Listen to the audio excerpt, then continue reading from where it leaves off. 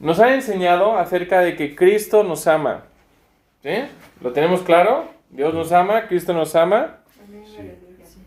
Pero ¿alguna vez nos hemos examinado y preguntado de una forma honesta si nosotros le amamos a Él? ¿Sí? Sí. Nos hemos preguntado, ¿entregarías a tu hijo por causa del Evangelio? ¿Para salvar a otros? ¿Pondrías tu vida en riesgo? ¿Entregarías tu vida? ¿Vivirías entregándolo todo, incluso tus comodidades? ¿Sí? Jesús no tenía donde recostar su cabeza. Y si nos vemos en el espejo de los apóstoles, en el espejo de los discípulos de Cristo, en aquellos textos que hemos estado leyendo en el libro de Hechos, ¿cuál sería nuestra valoración? ¿Amamos a Dios igual que aquellos amaron a Dios? Si nos vemos reflejados en esos discípulos de Cristo. Y si nos viéramos reflejados, vamos a buscar Salmo 63. Si nos viéramos reflejados en el Salmo 63, simplemente vamos a leer los 2 primeros versículos, pero lo podéis leer entero, ¿no? Después en casa. Dice, Dios mío eres tú. Salmo 63. Dios mío eres tú. De madrugada te buscaré.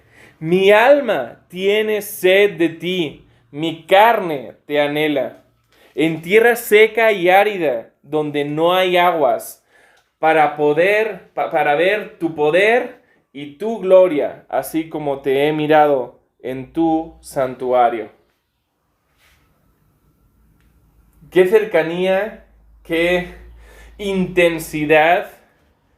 Estas palabras tienen muchísima intensidad.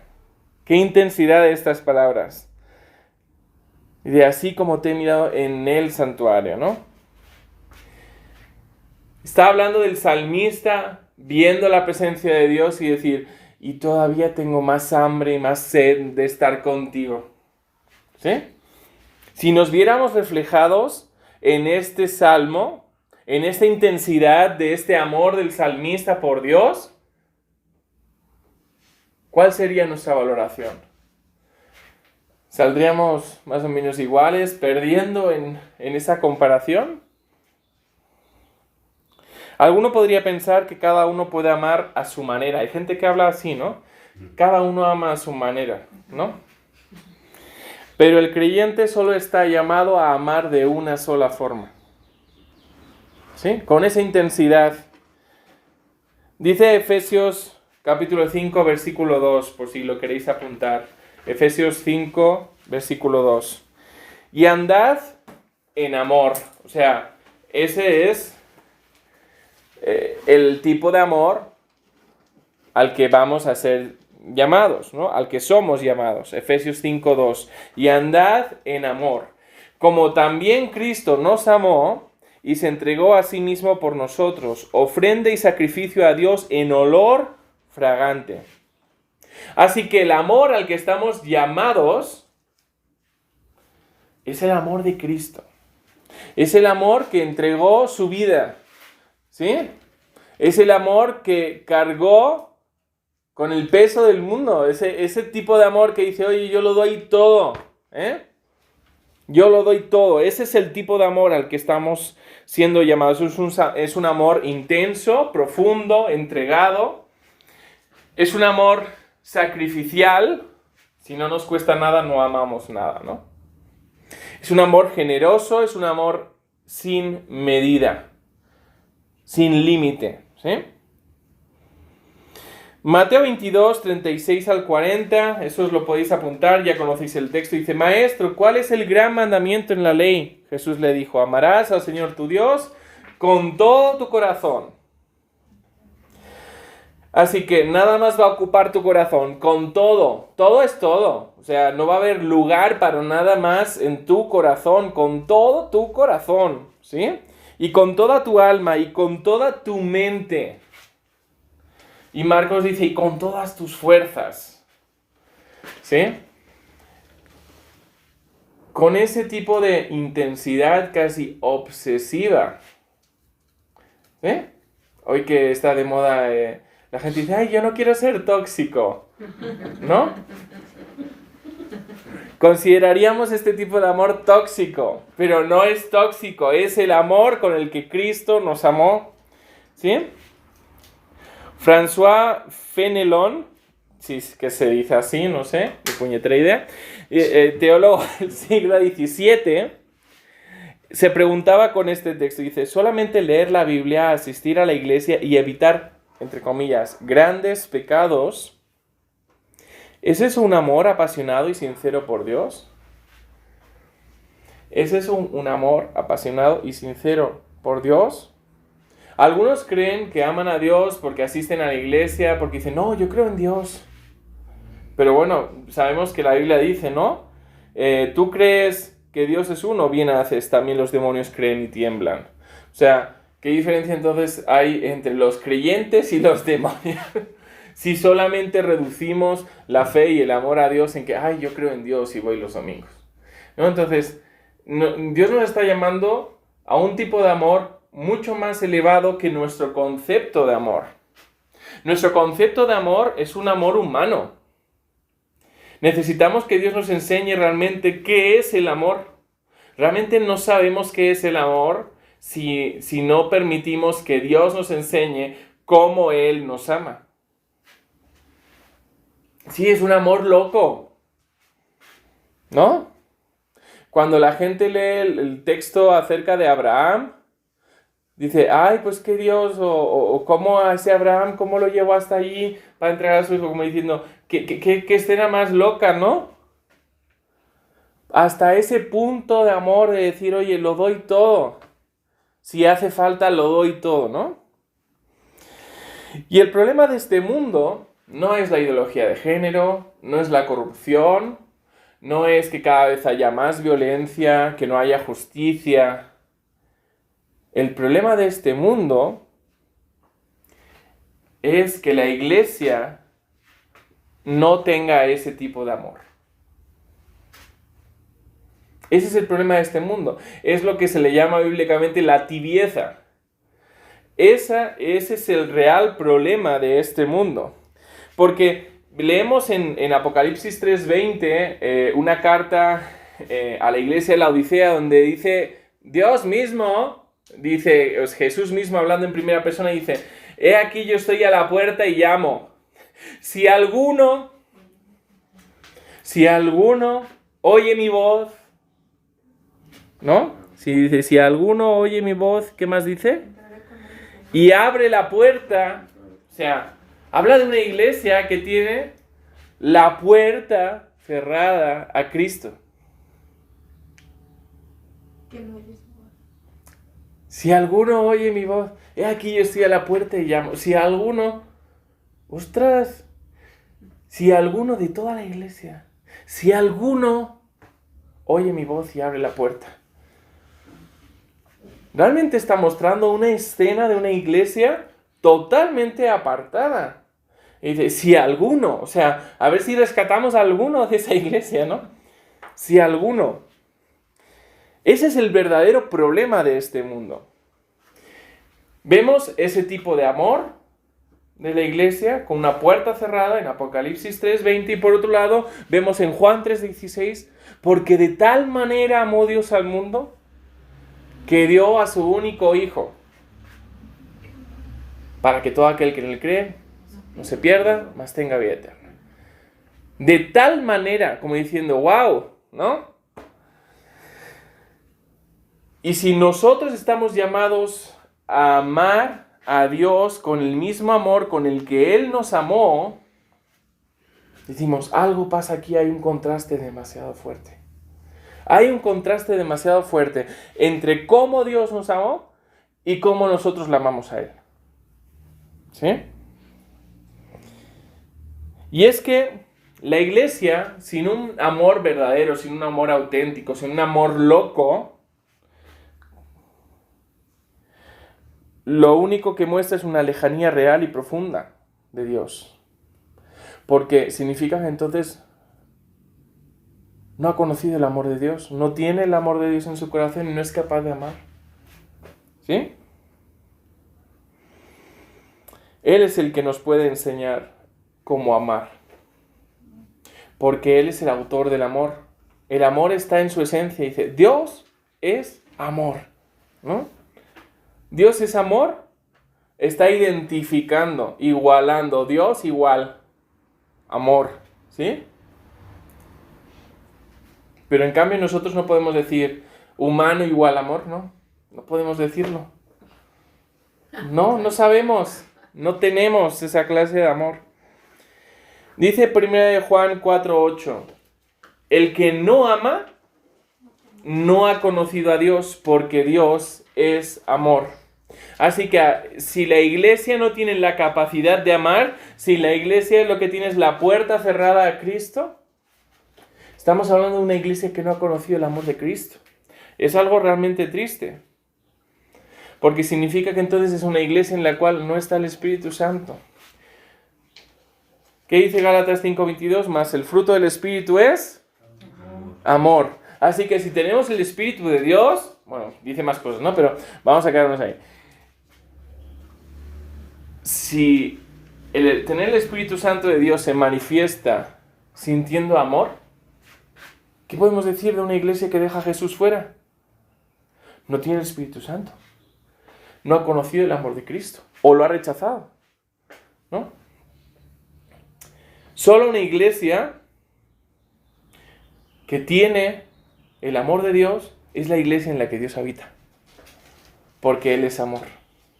Y donde hay amor, Él está. Pero no un amor cualquiera, como lo vende ahora el mundo. Un amor auténtico, un amor real, un amor verdadero. Porque sin amor no hay obediencia a Dios. No hay testimonio. No hay capacidad de comunión entre los hermanos. Sin amor la iglesia no es iglesia. ¿Sí? Sin amor solamente vemos una iglesia llena de pecado. ¿Cuántos no se estresan por las cosas de la vida? Por querer alcanzar sueños, por tal o cual. La iglesia está muy llena de ese tipo de teología, ¿no? Prosperidad. Pero entonces es una iglesia que está mal enfocada. Ya no es todo su corazón para Dios, sino para sus deseos. Hay sitio para sus deseos y por tanto hay pecado. Porque lo primero que deberíamos buscar, el primer mandamiento es Dios. 1 Corintios 10:31 dice, si pues coméis o bebéis o hacéis otra cosa, hacedlo todo para la gloria de Dios. ¿Eso qué significa? ¿Que yo puedo hacer lo que me dé la gana y decir, no, pero yo lo hago para la gloria de Dios? No. Eso significa que yo voy a configurar mi vida en torno a solo aquello que glorifique a Dios. ¿Sí? O sea, que no va a ser mis deseos, no va a ser mis sueños, no va a ser mis proyectos, sino que va a ser lo que Dios quiere. Y como es lo que Dios quiere, Él va a ser glorificado. ¿Y por qué? ¿Cómo puedo yo buscar primero eso? Pues si le amo realmente como Él me amó a mí. ¿Sí? ¿Dios estaba pensando en sí mismo cuando entregó a su Hijo? No estaba pensando en sí mismo. Estaba pensando única y exclusivamente en su creación. Colosenses 3:2 dice, poned la mira en las cosas de arriba, no en las de la tierra. Pero ¿cómo podemos conseguir eso? ¿Cómo podemos conseguir que nuestra mira esté solo en las cosas de arriba? Pues realmente si conocemos el amor de Dios. Como decía, sin el amor de Dios no podemos obedecer su palabra. Sin el amor de Dios no podemos dar testimonio. Sin el amor de Dios simplemente hay pecado. Y entonces es una iglesia que no es iglesia. Y es una iglesia que, como decía Mateo 5:13, que dice, vosotros sois, es como casi decir, vosotros deberíais ser, ¿no? La sal de la tierra. Pero si la sal se desvaneciere. Y dice, ¿con qué será salada? No sirve más para nada, sino para ser echada fuera y hollada por los hombres, hollada es pisoteada. Y ahora vivimos un tiempo en el cual estamos viendo eso, ¿no? Cómo el mundo está pisoteando a la iglesia de cualquier forma. Y entonces nos podemos decir, vale, si está siendo pisoteada es que no ha sido sal. Y si no ha sido sal, ¿qué ha pasado por ahí? Es que no ha guardado el amor de Cristo. Ha puesto por encima el temor a, ay, ¿qué me pueden hacer? Me pueden quitar la profesión, me pueden meter en la cárcel, me pueden no sé qué por hablar, ¿verdad? Y lo ha puesto por encima del amor al prójimo, porque si no amamos a Dios en primer lugar, ¿cómo vamos a amar al prójimo en segundo lugar? Imposible, ¿no? Sin su amor, por tanto, no podemos ser discípulos. No podemos ser discípulos de Cristo. Sin su amor no hay fe, solo hay religión, ¿no? Un conjunto de costumbres con los cuales uno se autojustifica, pero es que eso no te lleva al cielo. La única cosa que te lleva al cielo es la justificación que Dios da, ¿no? Isaías 29:13 es una palabra de Isaías al pueblo de Israel. Dice pues el Señor, porque este pueblo se acerca a mí con su boca y con sus labios me honra, pero su corazón está lejos de mí. Es una iglesia así, una iglesia cuyo corazón está lejos de Dios. Una adoración que es vana, que no sirve para nada. Sin esta clase de amor con la que Dios nos amó, la iglesia ya no es iglesia.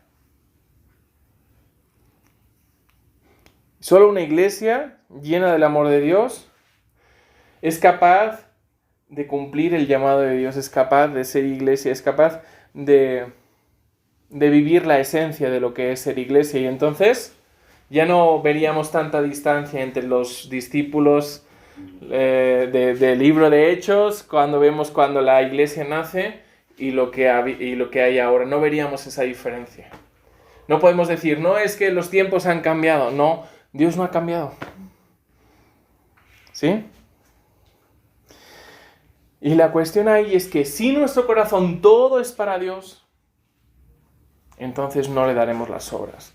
Y una de las cosas que ha pasado durante estos últimos años es que la iglesia ha dado a Dios las obras, lo que le sobraba.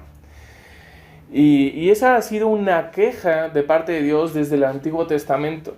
Cuando había esas ofrendas hacia Dios, había que escoger animales que fueran perfectos, sin tacha, sin mancha, ¿no?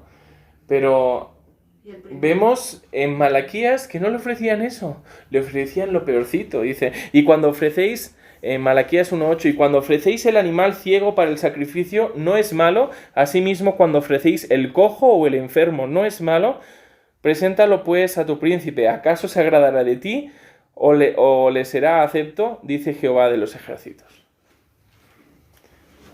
Claro, cuando nos piden cualquier cosa, por ejemplo, del trabajo, no le damos todo a nuestro jefe, pero tenemos un jefe por encima de, ¿no? Es decir, algo pasa en nuestro interior. En vez de que la iglesia, en vez de que el mundo se haya moldado a la iglesia se ha moldado al mundo y a los valores que existen. ¿Sí? Así que ese tipo de amor loco es al que estamos llamados a tener, no a la tibieza. Dice Apocalipsis 3:15-18, dice, yo conozco tus obras, que ni eres frío ni caliente. Ojalá fueses frío o caliente, pero por cuanto eres tibio y no frío ni caliente, te vomitaré de mi boca. Porque tú dices, yo soy rico y me he enriquecido y de ninguna cosa tengo necesidad. Hasta ese punto muchos llegan. Por eso se apartan de la fe, por eso dejan de ir a la iglesia. Ya no necesitan nada de Dios, no tienen esa sed, no tienen esa hambre que leíamos en las palabras de los salmos, en las palabras del salmista. No lo sienten. Y ninguna cosa tengo necesidad, dice, y no sabes que tú eres un desventurado, un miserable, un pobre, ciego y desnudo. Un pobre, ciego y desnudo. Y es que la iglesia ha olvidado las palabras de Jesús cuando decía, si alguno quiere venir en pos de mí, niéguese a sí mismo. Esa es la clase de amor a la que estamos llamados. Dentro digamos, cuando nosotros escribimos en su momento la visión, la misión de la iglesia, pusimos 5 valores de relieve y el primero era el amor. El amor es el valor principal, pero no porque sea solamente en nuestra iglesia, porque lo hemos puesto en un papel, es porque lo vemos en la Biblia, lo vemos en la palabra de Dios. El amor es el valor principal, pero no cualquier clase de amor, sino el amor de Dios, ¿sí? No vale amar a nuestra manera, vale amar a la manera en la que Dios nos amó, ¿sí? Y ahí es donde debemos dar un paso de fe y decir, Señor, a lo mejor yo no sé amar, pero necesito que tú me enseñes a amar.